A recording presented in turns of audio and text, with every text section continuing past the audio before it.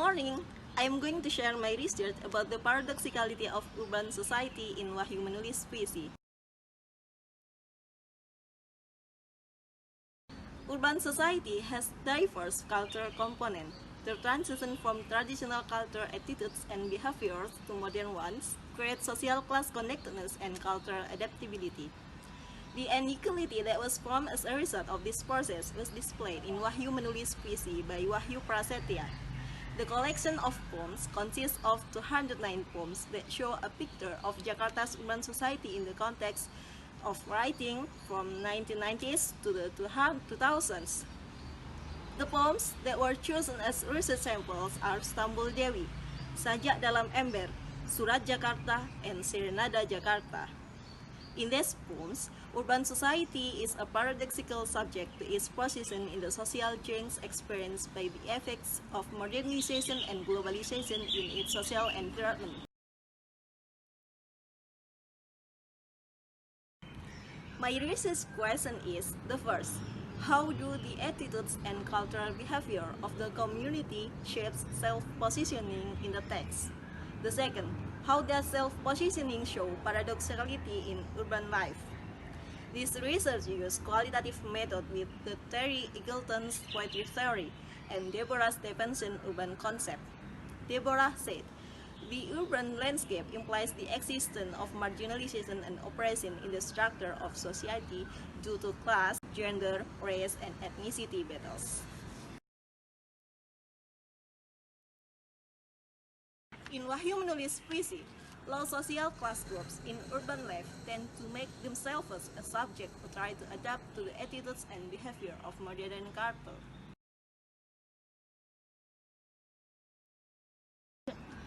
Based on the analysis, the quote composed pop song lyrics for technological advancement and today's self-esteem is form of adaptation made by urban communities in the following the development of popular culture. The adaptation is narrated by the symbol of the mother and father in the metaphor, silencing the mother and father in the detergent form.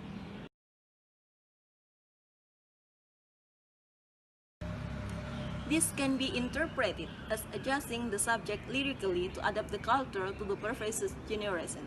Also, the use of the word silencing, which indicates repressive diction, is displayed with the symbol detergent, which can be associated as a synecdoche picture of the product of modern culture.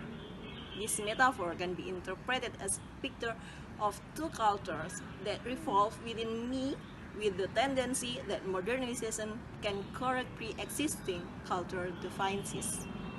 However, Wahyu Menulis Puisi illustrated that the cultural adaptation that have been carried out do not make them experience a total belief in modernization. This can be seen in the profession of firewood finder in the forest, who climb and sneak through thickets.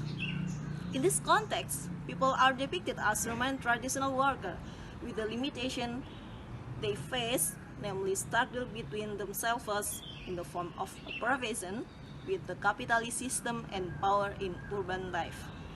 From this, we know that economic and power issues in Wahyu Menulis Puisi can have an impact on limited public access to modernization developments in urban space. Modernization is considered as a way capable of building human hopes for a better life. However, in these poems, in reality, modernization presents the opposite reality because it was used to regulate and control people's life. As a result, there has been repression against the urban poor. The poor are depicted as experiencing domination and losing their opportunity to speak out.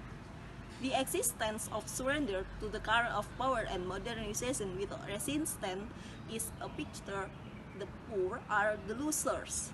This awareness and hope for society are futile. This shows the paradoxicality of urban society in facing the development of modernization in urban space.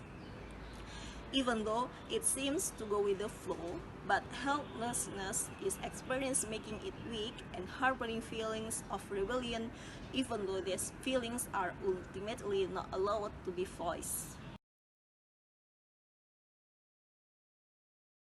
In conclusion, modernization presents technological objects that can replace human roles.